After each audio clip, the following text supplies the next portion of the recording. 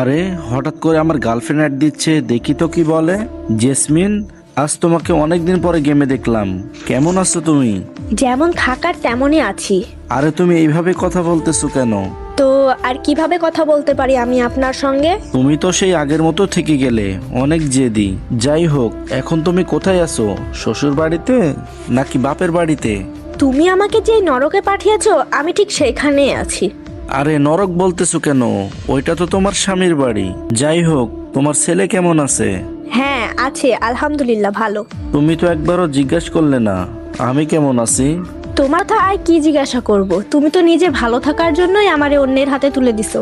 আমি তো তোমার লাইফে বোঝা হয়েছিলাম, তাই না? সেই জন্যই তো তুমি তোমার লাইফ থেকে আমাকে সরিয়ে দিয়েছো। তুমি আমার লাইফে কি ছিলা এটা তুমি কখনো বুঝবা না। তো রাত তো অনেক হয়েছে, এখন তুমি গেমে। আর তোমার হাজবেন্ড কোথায়? কোথায় আর থাকবে, হয়তো রাস্তাঘাটে কোথাও মদ খেয়ে মাতাল হয়ে পড়ে আছে। কি, তোমার হাজবেন্ড মদ খায়? হ্যাঁ, আমার হাজবেন্ড মদ খায়। সে প্রতি রাতে মদ খেয়ে এসে আমাদের উপর অনেক অত্যাচার করে, যা আমরা আর সহ্য করতে পারি না। ঘরের জিনিসপত্র ভাঙচুর করে, এমনকি আমার গায়েও হাত তোলে। আরে কি বলতেছো এগুলো তুমি? কি এমন ক্ষতি হতো তোমার আমাকে তোমার করে রাখলে? আমি তো তোমাকে বলছিলাম, তাই না, যে তুমি যদি আমাকে গাছতলায় রাখো আমি খুশি মনে সেইখানেই থাকবো। কিন্তু তুমি তো আমার কথা শোনোইনি।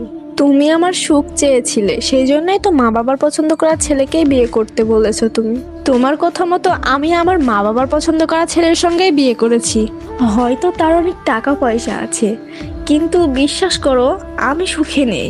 তুমি আমার সুখ চেয়েছিলে, আমাকে চাওনি। আর যদি তুমি আমাকে চাইতে তাইলে আমিও সুখে থাকতাম, আর তুমিও। তুমি যদি আমাকে চাইতে তাহলে প্রতিদিন আমাকে আমার মাতাল স্বামীর হাত থেকে মার খেতে হতো না। কি আমার সুখ দেখতে চেয়েছিলে না? দেখো আমি কত সুখে আছি। জেসমিন, তখন আমি কোন অবস্থায় ছিলাম সেটা তো তুমি ভালো করেই জানো। তুমি তো জানতা আমি তখন বেকার ছিলাম। আমার ঘরে ছোট ছোট ভাই বোন, ওদের দায়িত্ব আমার ঘাড়েই ছিল। আর তোমার বাবা মা তোমাকে বিয়ের প্রেশার দিচ্ছিল।